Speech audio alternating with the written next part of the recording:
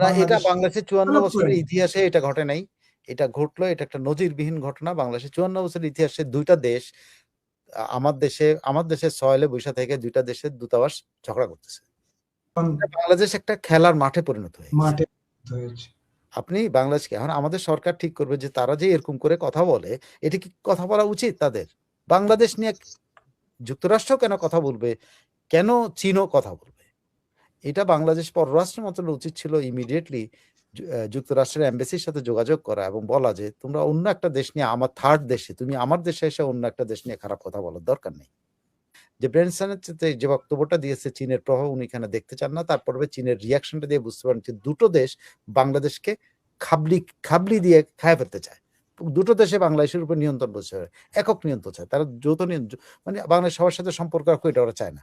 চায়নাও চায় না, যুক্তরাষ্ট্রও চায় না।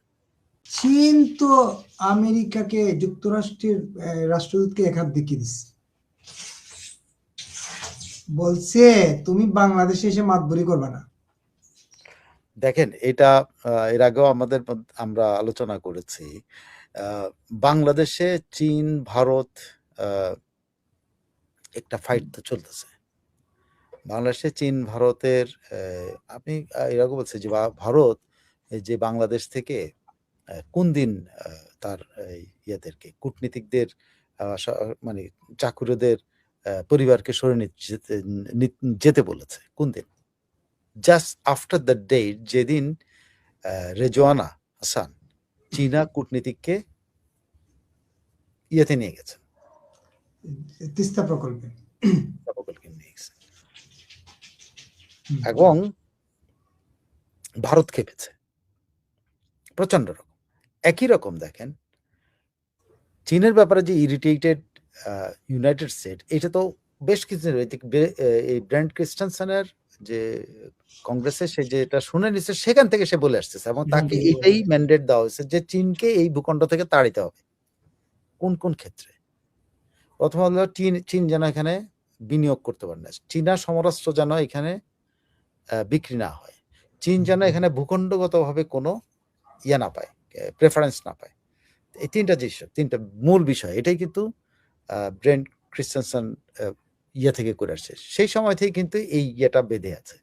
ব্রেন্ট ক্রিস্টেনসন সর্বশেষ যে কথাটা বলেছেন, সেই কথাটা কিন্তু ওই যে চীনকে ওই যে বিনিয়োগের প্রশ্নে চীনকে যে ওনারা তিস্তা মহাপরিকল্পনার ওখানে চীনের রাষ্ট্রদূত তিনি ঘুরে আসছেন, একাধারে দুটা দেশ ইয়ে পাইছে, কি বলে মনে কষ্ট পাইছে, যদি আপনি ভাবে ধরেন কূটনৈতিক ভাষায় যদি বলেন, দুটা দেশ মনে কষ্ট। একটা হলো ভারত তার শিলিগুড়ি মানে ওই যে চিকেন নেগের ওখানে পর্যন্ত চীনের একজন দূতের, এবং দূতের সাথে আরো কর্মকর্তা কর্মচারী ছিল, ওখানে যে স্পাইরা ছিল না, ওখানে যে চীনা স্পাইরা ছিল না, হুনোস, তারা ওইটা রেকি করছে। এইটাতে কিন্তু তারা ভারতের সবচেয়ে দুর্বলতম জায়গার মধ্যে যায় চীনকে পরিদর্শন করাতে নিয়ে গেছে, এবং সেখানে ওরা শুধু তিস্তা প্রকল্প পুরো এরিয়াটা ওরা ঘুরে বেড়াইছে। এখন এটাতে ভারত তারপরের দিনে ভারত কিন্তু তার ইয়েটা উইথড্র করে নেয় একাধারে, কিন্তু এই ওর পরেই কিন্তু ব্রেন্ট ক্রিস্টেনসন প্রকাশ্যে বললেন, ওর পরেই প্রকাশ্যে বললেন যে তিনি কি কি দায়িত্ব নিয়ে আসছেন। তারপরেই কিন্তু আপনি ঘটনা পরম্পরা দেখেন, সেখানে তারপরেই কিন্তু ব্রেন্ট ক্রিস্টেনসন বলতেছে যে কি বলে, আমার এজেন্ডা হলো কি চীনের এখানে বিনিয়োগকে আটকানো, আমার চীনের এখানে যে চীনের ইনফ্লুয়েন্স প্রভাব কমানো, বিভিন্ন অন্য ভাষায় আর কি কথা বলছে, যেটা তিনটা উনি ইয়েতে বলছিলেন, কি বলে কংগ্রেসে বলছেন, সেই তিনটার বেলা একটু পোলিশ ভাষায় উনি বলছেন যে চীনের প্রভাব কমানো, চীন যেন এখানে মাতব্বরি করতে না পারে, চীন যেন এটা ইয়ে না করে খবরদারি করতে না পারে, সেটা ওনারা দেখবেন। তো স্বাভাবিকভাবে চীন কি করবে?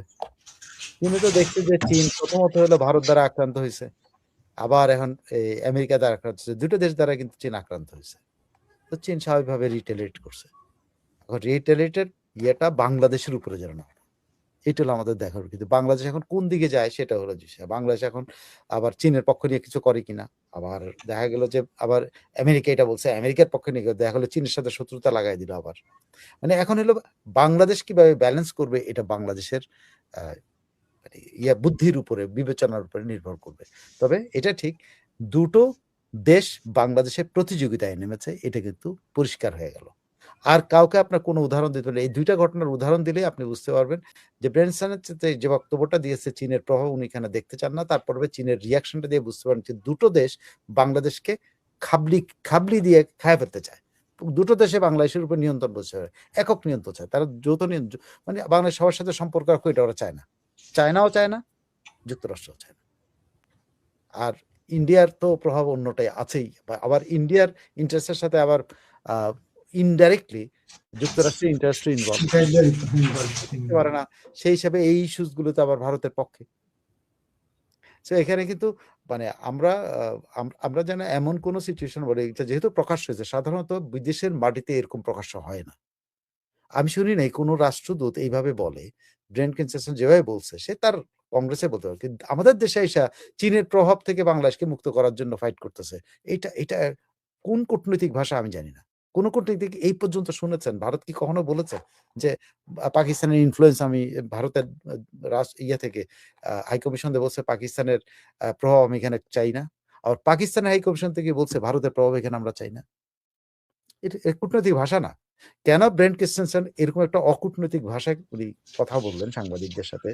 কেন এটা করলো সেটা আমি জানি না। আবার এ চীনও এটা সহ্য করতে না পারে চীনও পাল্টায় গেল। সো দুটো ঘটনা এখানে।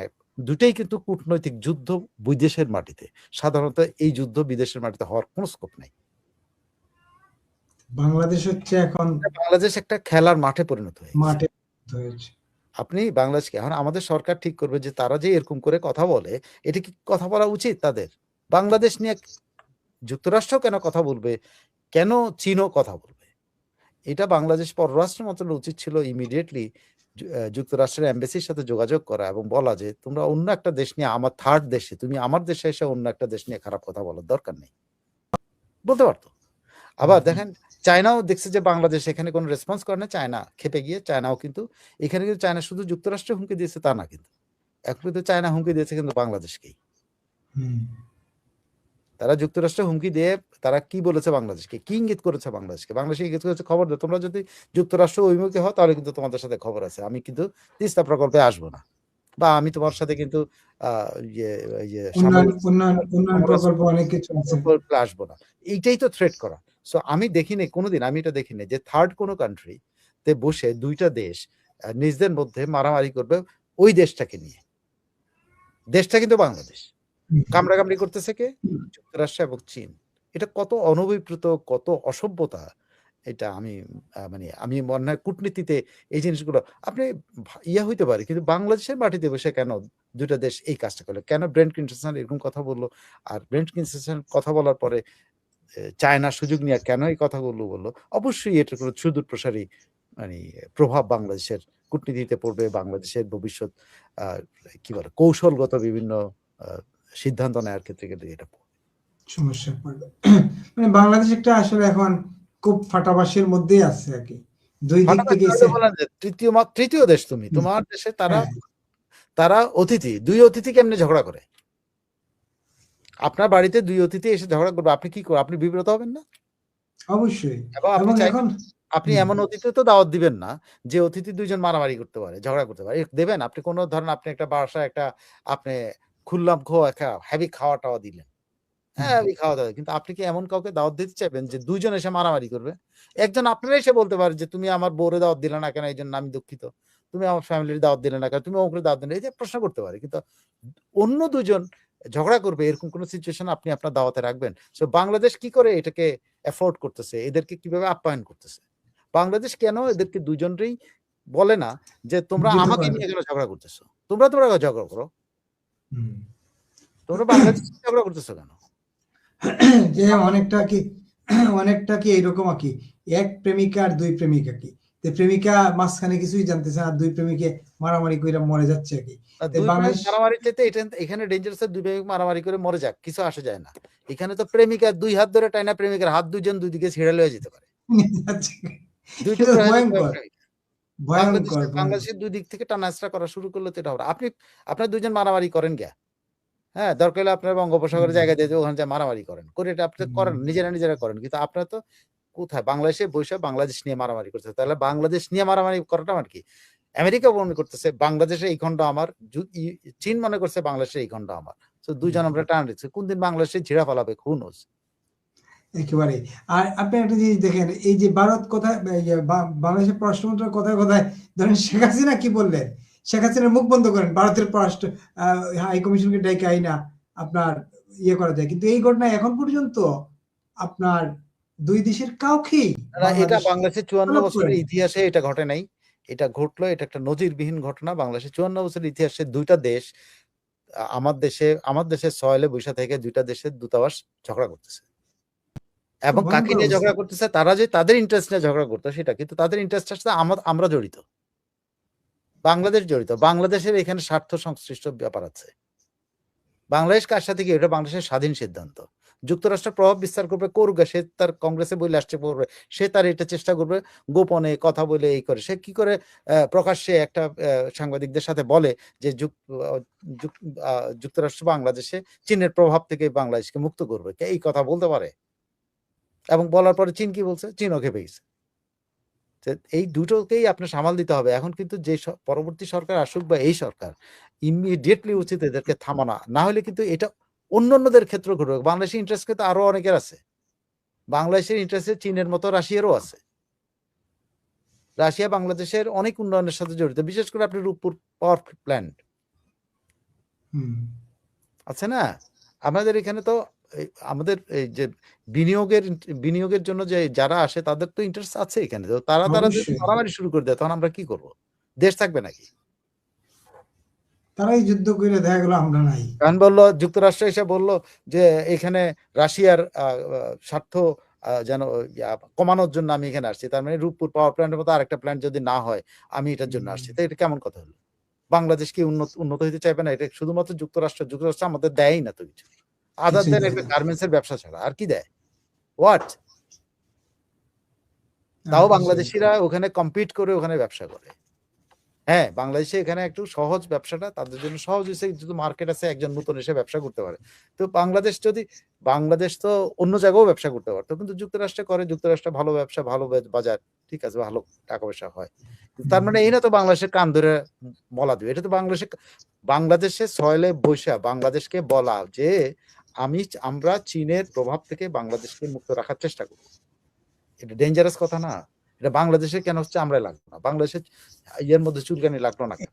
তো চীনে প্রতিবাদ করার আগে প্রথম যে হেই রাইট, তোমরা এটা করতে পারো না, তোমরা এটা করবা মানে আমার তোমরা ইয়া বানাইছে যে এটা খদ্দের আর কি, তারা দুজন খদ্দের, আমি হলাম গিয়ে তার হ্যাঁ, কাস্টমার, কাস্টমার, না তারা কাস্টমার, আমি হলাম তার মাল, হ্যাঁ, তাকে নেটা নাচটা করতেছে। তো এটা কি বাংলাদেশে হওয়া উচিত? না, আমি এটাই বলছিলাম যে চীন কেন করবে, প্রতিবাদ করবে। চীনের আগেই তো বাংলাদেশের পররাষ্ট্র মন্ত্রণালয় ব্যান ক্রিস্টেনসেনকে ডাকা উচিত ছিল যে তুমি কেন সাংবাদিকদের ডেকে নিয়ে এভাবে এটা বললা, কিন্তু আপনি যেটা বলছিলেন বাংলাদেশ তো এখানে একদম মৌন, চুপ। বাংলাদেশে কি করতেছে জানি না সেটা।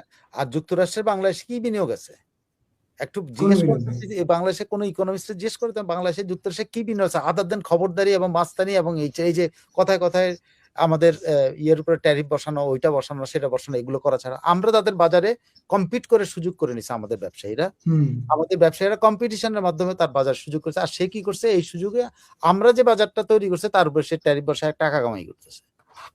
তারা আমাদেরকে কি দিছে এই পর্যন্ত? যুক্তরাষ্ট্র বাংলাদেশকে একটা ফাইটার প্লেন দিছে? ধরেন ভারত দখল করার জন্য দরকার ফাইটার প্লেন দিছে বাংলাদেশকে? না, বা চীনের সাথে কিছুই তো মারামারি করার জন্য আমাদেরকে একটা কিছু দিছে? দেয় নাই তো।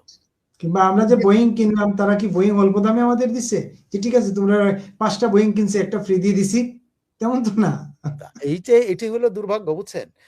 যুক্তরাষ্ট্র হলো পৃথিবীর সর্বত্র হয়েছে কি, তারা এখন মডেল হয়ে গেছে তারা তাদেরটা, কিন্তু কথা হচ্ছে যে আপনারা তো বলতে হবে যে ভাই তোমার বাংলাদেশের স্টেকটা কি আমার থেকে নেয়া ছাড়া যুক্তরাষ্ট্র এরকম ছোট দেশগুলো থেকে মানে ইয়ের মতো চিলের মতো থাবা দিয়ে নিয়ে যাওয়া ছাড়া কি দিয়েছে বাংলাদেশকে? অনেকেই বলবেন যুক্তরাষ্ট্রের পক্ষে বলে যে হ্যাঁ গার্মেন্টস এর ব্যবসা করে, গার্মেন্টস ব্যবসা আমাদের দেশের গার্মেন্টস ব্যবসার এই ছাদের উপর আমাদের প্রজন্মের লোকেরাই কিন্তু গার্মেন্টস ব্যবসায়ী, ছাদের মধ্যে এই মেশিন বসায় টেইলারিং এর উন্নত ইয়ে করে তারা এটা করছে, আজকে সেটা একটা বড় বিজনেসে দাঁড়িয়ে দিচ্ছে তারা।